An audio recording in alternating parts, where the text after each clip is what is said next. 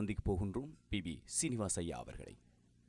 வணக்கம் பிவி சீனிவாஸ் ஐயா அவர்களே. வணக்கம். உங்களை இந்த கனேடிய மண்ணில் இப்படியான ஒரு பெரிய கலைஞரை இந்த சிறு கலைஞனாகிய நான் சந்திப்பதில் மிகவும் மகிழ்ச்சி அடைகின்றேன். அதற்கு வழிவகுத்து தந்த எல்லாம் வல்ல இறைவனுக்கு நன்றிகளை கூடிக்கொண்டு, இந்த காலத்தில் நன்றி கிடைப்பதே ரொம்ப அரிது. அதனால் எல்லாம் வல்ல இறைவன் என்று நாங்கள் அடிக்கடி சொல்கிறோம். அது இங்கிலீஷில் நல்லா ஒரு இது இருக்குது, omnipresent, omniscient, omnipotent. அப்படின்னா எல்லா இடத்துலையும் இருப்பவன், எல்லாம் அறிந்தவன், எதை செய்வதற்கும் சாமர்த்தியம் உள்ளவன். இந்த 3 குணங்கள் சொல்லியிருக்காங்க. இந்த 3 குணங்களை வச்சு அந்த இறைவன் ஆடும் நாடகத்தில் நாங்கள் எல்லாம் ஒரு பாத்திரங்களாக நடித்து அனுபவப்பட்டிருக்கோம். அதனால தான் நான் சொல்கிறேன், everything happens, we are not the reasons. எது நடந்தாலும் அதற்கு பொறுப்பு நாமல்ல, அவன் தான் என்றார். அது புரிஞ்சுக்கிட்டால் தானே நடக்கும் உலகம். நன்றிகள். மிகப்பெரிய ஒரு சிறு கேள்விக்கிடையிலேயே மிகப்பெரிய ஆன்மீக பதில்களை இங்கே தந்திருக்கின்றீர்கள். எல்லோருக்கும் இருக்கும், அது உள்ளே இருக்கும். அதை வெளிப்படுத்தி பகிர்ந்து கொள்ள வேண்டும். நமக்குள்ளே வச்சுக்கிட்டால் போதாது. நம்முடைய எண்ணங்களை மற்றவங்களுக்கு கொடுக்கணும், அவங்களுடைய எண்ணங்களை நாங்கள் வாங்கணும். அனுபவத்தை பகிர்ந்து கொண்டால்தான், அனுபவம்தான் உண்மையான அமுதத்தை யாராவது பார்த்தோமோ நாம யாரும் சுவைத்தோம் இல்லை, அனுபவம் தான். அதில் தான் எல்லாம் இருக்குது. அதனால தான் அந்த பார்க்கடலை கடைந்த அன்று ஒரு பாம்பை வச்சு கடைந்தாங்க. அதனால் விஷம் வரவே இருக்குமா, விஷம் கூட வந்தது, அமுதும் வந்தது. ஸோ குட் அண்ட் பேட், நல்லதும் கெட்டதும் சேர்ந்தே இருக்கின்றது, இணைந்து இருக்கின்றன, பிரிக்க முடியாது. 2 பக்கம். அது ஆண்டவன் வச்ச சட்டம், அவ்வளோதான். அது வேடிக்கை. அது நீங்கள் சொன்ன மாதிரி நன்றி என்றது சொல்லி ஆகணும். ஒரே ஒரு எழுத்து வச்சுக்கிட்டு பல கருத்துக்கள் வச்சுக்கொண்டு ஸ்ரீகாந்தன் ஒரே ஸ்ரீ என்று தான் அழைக்கிறோம். ஒரே எழுத்து, அந்த ஒரு எழுத்தில் எவ்வளோ அமைஞ்சிருக்கிறது என்றது நம்ம புரிந்து கொள்ள வேண்டும். அந்த ஸ்ரீக்கு பல அர்த்தங்கள் இருக்குது. புகழ் அர்த்தம் இருக்குது, செல்வம் அர்த்தம் இருக்குது, அப்புறம் வெளிச்சம் அர்த்தம் இருக்குது. ஆனால் அதுலேயே நான் இப்போ சொன்ன மாதிரி இந்த நஞ்சுக்கும் அர்த்தம் இருக்குது ஸ்ரீக்கு. அதனால தான் ஸ்ரீகண்டன் சிவனை சொல்லுவோம். அப்படின்னா விஷத்தை இந்த கழுத்திலேயே தரித்தவன், அணிந்தவன். ஏன்னா அதில் ஒரு அழகு பாருங்க, உள்ளே அவனுக்கு 7 உலகம் இருக்குது, வெளியிலே 7 உலகம். அது வெளியே கக்கினா இந்த உலகம் அழிஞ்சிடும், 7 உலகங்கள். அது விழுங்குனா உள்ளே இருக்கிற உலகம். ஸோ இதை 2ம் அழியாமல் இருக்கிறதுக்கு அவன் இங்கேயே வச்சுக்கிட்டானான். இது ஒரு பொருள். விஷகண்டன், ஸ்ரீகண்டன். எத்தனை புராணங்களில் நம்ம நினைக்கிறோம் அவங்க ஏதோ சொல்லியிருக்காங்கன்னு. ஆராய்ந்து படித்து கேட்டு ஆலோசித்து அது விமர்சித்து அதெல்லாம் அனலைஸ் பண்ணும்போது நமக்கு உண்மைகள் புரியும், பல உண்மைகள் புரியும். லைஃப், வாழ்க்கை என்பது ஒரு சொன்னால் ஒரு அப்சர்வேஷன் அண்ட் அனாலிசிஸ், புரியுது இல்லையா? அனாலிசிஸ் பண்ணிக்கிட்டால் நமக்கு ஒயாசிஸ், ஒரு பாலைவனத்தில் கூட ஒயாசிஸ் கிடைக்கிறது. அப்சர்வேஷன் லைஃப்பில் தான் முக்கியம். சிவாஜியும் ஜெமினி கணேசனும் அப்புறம் நாங்கள் எல்லோரும் எதை தான் சொன்னோம், நடிப்போ கலை, எந்த கலையும் அது அப்சர்வேஷன் அண்ட் அனாலிசிஸ் தான் வளரும். ஸோ உழைப்பு தேவை. இதெல்லாம் இது உபதேசத்துக்காக சொல்லவில்லை, என்னுடைய அனுபவங்களை பகிர்ந்து கொண்டிருக்கிறேன், அவ்வளோதான். நன்றிகள். உண்மையை அப்படியே யதார்த்த வாழ்க்கையில் சொல்லிவிட்டிருக்கிறீர்கள். அந்த வகையில் ஆலோசிக்கிறவர்களுக்கு அது பிடிக்கும். இல்லை மற்றொரு முரண்பாடுன்னு இருக்குது இல்லையா, அதுதான் அந்த முரண்பாடு. இப்படி இருக்கும், அப்படி இருக்கும். இது 2லையும் வச்சு தான் அந்த யூனிட்டி அண்ட் டுவாலிட்டின்னு சொல்லுவாங்க இங்கிலீஷில். வேற்றுமையில் ஒற்றுமை, அதுதான் உலகமே. இதற்கு முன்னதாக இப்படிப்பட்ட நிறைய கலைஞர்களோடு சேர்ந்து பங்கு பெற்றுகின்ற நிகழ்ச்சி இதுதான் முதலாவதாக இருக்கும் கனேடிய மண்ணில் என நான் நினைக்கின்றேன். சில ஆண்டுகளுக்கு முன்பு நான் இங்கேயே வந்திருக்கிறேன்.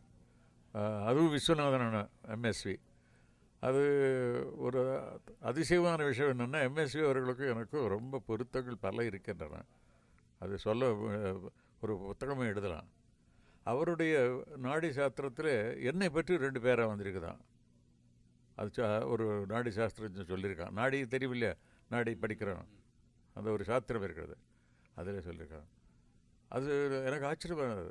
அந்த எத்தனையோ ஜன்மங்கள்லேருந்து அந்த இப்போ நம்ம 2 பேரும் சந்திச்சுக்கணும், எத்தனை கோடானு கோடி மக்களை நாங்கள் சந்திக்காமலே சென்று விடுகிறோம். ஆனால் சில பேரை சந்திக்கிறோம். அவர்களுக்கும் நமக்கும் ஒரு ஜன்மாந்தரமான ஒரு தொடர்பு இருக்கிறதுன்னு அர்த்தம். யாரை நாம் சந்திக்கிறோமோ, யாரோட பேசுகிறோமோ. எம்எஸ் விஸ்வநாதன், விஸ்வத்துக்கே நாதன், அப்படி அந்த மாதிரி நல்ல ஒரு அபார மொழி. அது இது துதிக்காக சொல்லலை. அந்த ஒரு உலக மேதைகளே மெகா மேதைகளிலே அவர் முதல் வரிசையில் நிற்பவர். அந்த அளவுக்கு எனக்கு அனுபவம் இருக்கிறது. அவரை ஒரு பாடப்புத்தகம் போல படிச்சிருக்கேன் நான். ஒரு ஒரு ஒரு ஸ்வரம் பிடிக்கிறதுக்கு யோசிப்பார். இந்த பாடுறவர் இந்த ஸ்வரத்தை பிடிச்சா நல்லா இருக்குமா இல்லையா, அந்த அளவுக்கு ஆராய்ச்சி. அந்த ஆராய்ச்சி எல்லாம் செய்தவர் பண்ணுறதுனால தான் எந்த பாட்டு யாருக்கு கொடுக்கணும், யாரை பாட வைக்கணும், இதெல்லாம் தெரிஞ்சு இசையமைப்பாளர் பண்ணும்போது தான் அதற்கு நியாயம் பண்ணுறதுக்கு ஆர்டிஸ்டாலே முடிகிறது. இல்லை வேறு யாரும் பாட வேண்டிய பாட்டு என்ன, எல்லாருக்குமே ஒரு சில அம்சங்களில் தனித்திறமை இருக்கும், சில அம்சங்களில் அது செய்ய முடியாது. எல்லாருக்குமே லிமிட்டேஷன்ஸ் இருக்குது. ஹியூமன் லைஃபே லிமிட்டேஷன் தானே, உச்ச வரம்பு எதுக்குமே இருக்குது.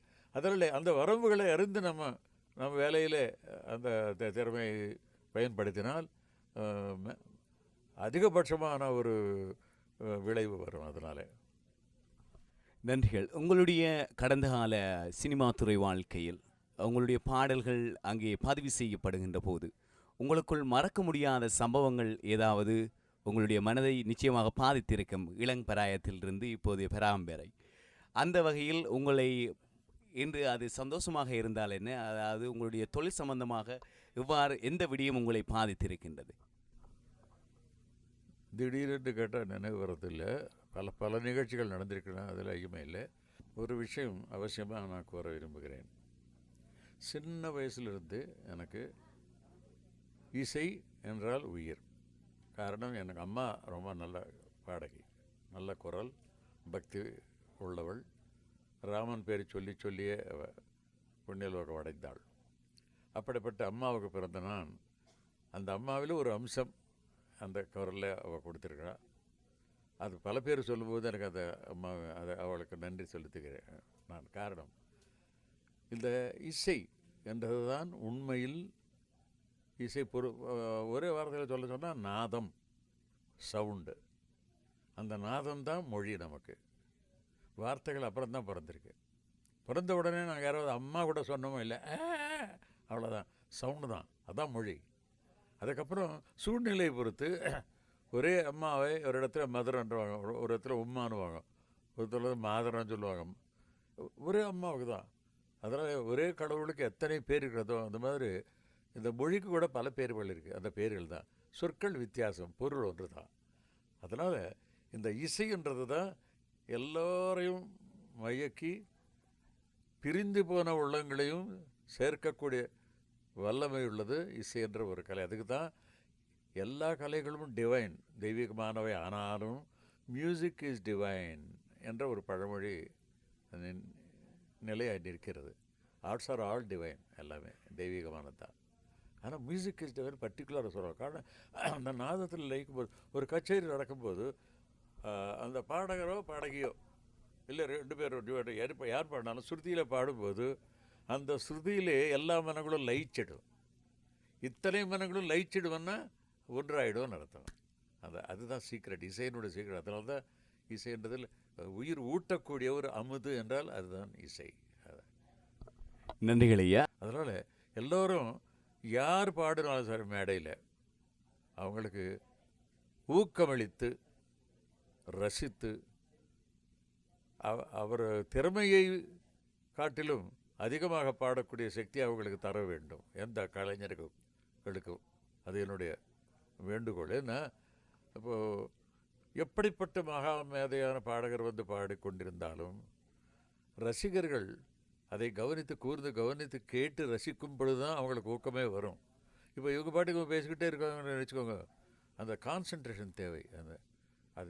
அது கேட்டு அந்த நுணுக்கங்கள் என்னென்ன இருக்குது அதில் சொல்லும்போது, இன்னும் எவ்வளவோ உழைத்து முயற்சி செஞ்சு தானே வளரும் கலை.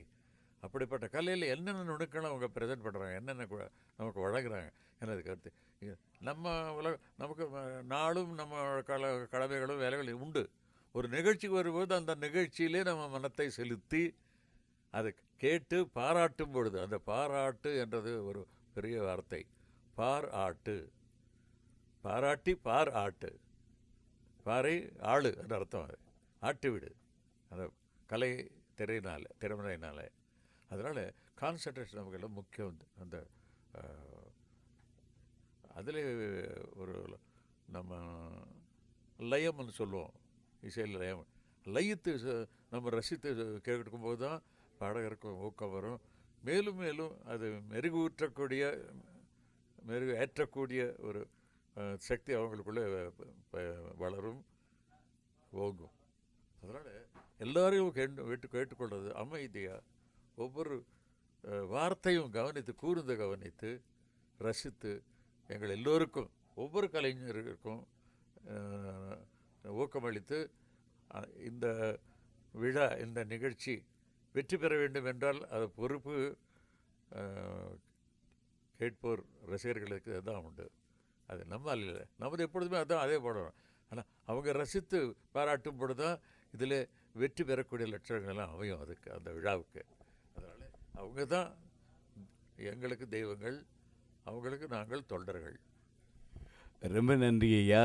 கிட்டத்தட்ட சொல்ல போனால் இந்த உங்களுடைய தென்னிந்திய திரைகளில் ஏற்கனவே கேள்விப்பட்ட கேள்விகள் மாதிரி இந்த புகழ் என்பது கிட்டத்தட்ட போட்டிருக்கின்ற சட்டை போன்றது. அது எப்பயும் கலண்டு விழக்கூடியது.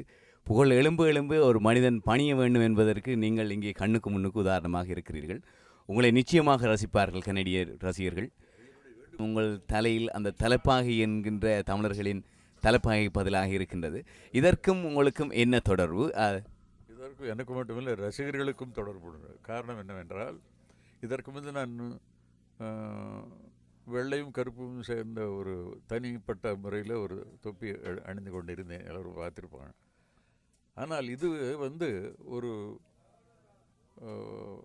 சன்மான நிகழ்ச்சியில் எல்லா வகை ரசிகர்களும், அப்படின்னா பல மொழிகளைச் சேர்ந்தவர், பல நாடுகளைச் சேர்ந்தவர், எல்லாம் பற்பல வேற்றுமை உள்ளவர்களும் எல்லாரும் சேர்ந்து இணைந்து அங்கே ரசித்து அவங்க சொன்ன வார்த்தை என்னன்னா, இந்த டர்பன், இது பேட்டான்னு அவங்க சொல்லுவாங்க, டர்பன் அவங்க சொல்லுவோம், தொப்பி, இதனுடன் எங்கள் எல்லோருடைய நல்வாழ்த்துக்களை சேர்த்து இது உங்களுக்கு அணிவிக்கிறோம், இதை நீங்கள் விடாதீர்கள், அது எப்பொழுதுமே அணிய வேண்டும் என்று அவர்களுடைய ஒரு அன்பு கட்டளை என்று சொல்லுவேன்.